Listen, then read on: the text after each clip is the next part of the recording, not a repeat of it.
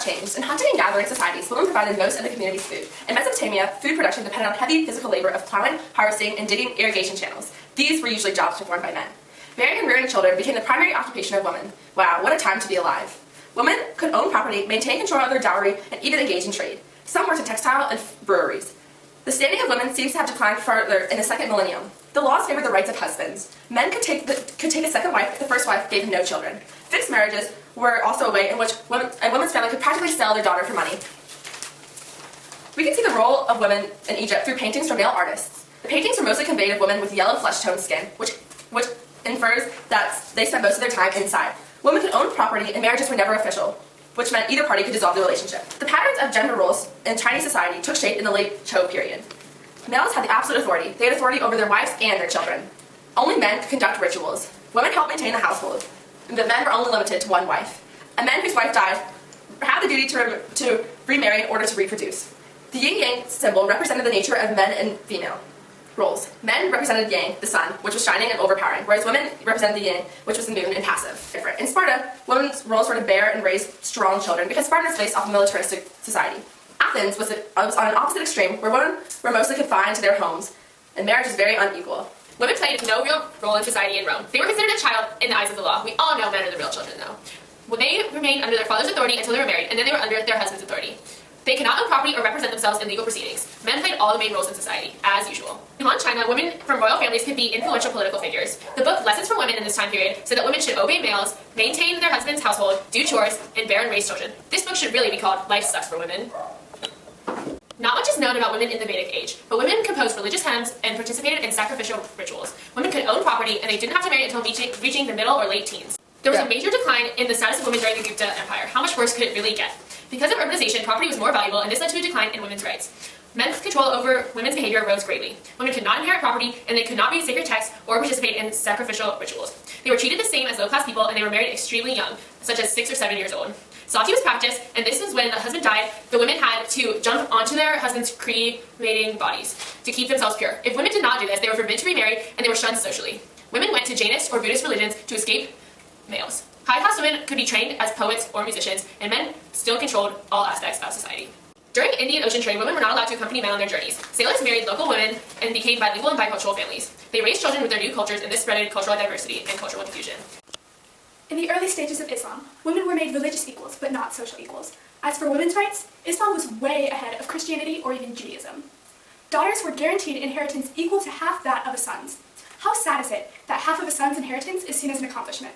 Anyway, women could divorce their husbands and even practice birth control. Meanwhile, in feudal Europe, noblewomen had obligations as heiresses and marriage candidates. In a direct quote from the textbook, noblemen guarded women in their families as closely as their other valuables. Could that have said women are possessions any more obviously? But at least women could own land, and sometimes even govern manor affairs while their husbands were gone. Back in the Eastern Hemisphere, Tang China valued the birth of boys, not girls. Boys were seen as superior to girls. Oh, time for the open letter. An open letter to the creator of foot binding. Dear Emperor of the Tang Dynasty, there's a lot of terrible people in history, but you, sir, are one of the worst. Why? Because foot binding. Why subject women to this horror? Why 3 inches? Are tiny feet really so attractive that you want all women to have feet the size of your... Anyways, time for the Americas. The Maya were a patriarchal society, but Maya women of ruling lineages were allowed important religious and political roles. They could even hold jobs. Women were healers and shamans. On to the Mongols. Marriages were arranged in childhood. Women in prestigious families could wield power in negotiation and management. And finally, the Renaissance. The ideal woman was rarely seen and never heard in public. Clothes dictated a woman's social class, and women wore corsets. Ew. Lower class women, due to Christianity, were supposed to be virginal and pure. Thank the Lord. While exploration was occurring across the world, Europe was facilitating a philosophical and cultural movement called the Enlightenment. However, since most women were not admitted in most schools, because who needs school when you're not expected to succeed in life anyway, women did not play a large part in the Enlightenment. Although they did participate in the movement, recent research discovered women who were painters and writers, such as the daughter of Galileo, who wrote detailed letters to her father at the time. Over in the Americas at the time, the demand for slaves in the new colonies was booming. Women made up the majority of field workers, and some were a part of the Great Gangs, the slaves who did the heaviest labor. More women than men did, however, receive manumissions, or freedom from slavery. This is one of those few times in world history where being a female actually benefited you. Anyway, over in the Eastern Hemisphere, in the Safavid and Ottoman empires, women did not play a large role in society. Women's quarters were even called forbidden areas and separate from public rooms. Even though women were often concealed, the fact that under Islamic law, women could retain property after marriage and they could testify in court suggests that women led better lives in Muslim cultures than in European cultures. Score one for you, Team Islam. On to you, Lily. October 5th of 1789, thousands of women marched to Versailles and forced their way to the National Assembly. They shouted, "We want bread!" Later in the revolution, women activists provided leadership that helped propel the revolution toward widened suffrage in more democratic ways. Women had the right to bear arms during this period, so they participated in the revolution. After the French Revolution ended, many countries set towards a new goal, industrialization. The Industrial Revolution brought change for women. Women stopped working inside the house and began to get outside jobs in factories. Women primarily worked in textile mills because it required less work than metalworking and construction working. Factory work was dangerous. Women's hairs and fingers were often caught in machines. They were also paid about 1/3 to 1/2 the amount of men. Women couldn't strike or argue for higher wages because they'd simply be fired and replaced. The Taslak period was a period of restructuring reforms among the Ottoman Empire. These laws appealed to men, but not women, typically. In fact, their reforms decreased the influence of women had in government and narrowed their opportunities. One thing that was good for women during this period is that they had power over their property. Until after marriage, she was pressured to sell the land to her husband and his family.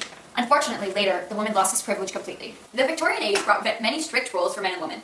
Men and women of the middle class were thought to be in separate spheres. Women were supposed to be the homemakers who took care of the children while the men worked. Men worked as breadwinners, businessmen, and politicians. Successful businessmen were often found relaxing in men's club. I wonder how much work they were getting done there. Although keeping the house clean and entertaining was important to the middle class woman, their main job was to raise the children. They nursed their own children and were part of their education.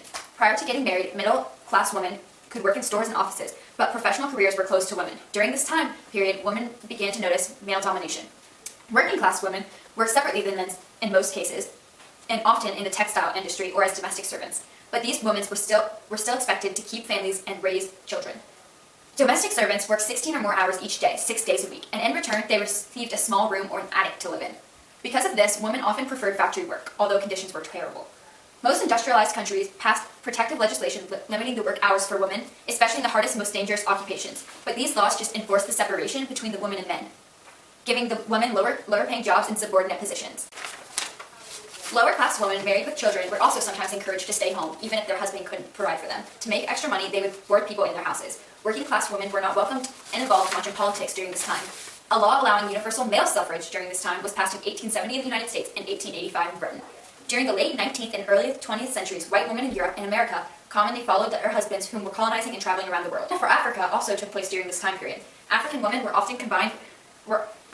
often welcomed colonial rule and put down fighting, but unfortunately, some were led into captivity. Women benefited less than men during this time of economic and political change. However, that wasn't a surprise. Men had property rights and jobs reserved commonly for women. In the 1920s post-war, women were allowed to travel alone, smoke in public, and play sports. For some women, post-war was a terrible time. Their husbands, fathers, brothers, and fiancés were dead. After the war, single women lived hard lives, much like they do now. I would know.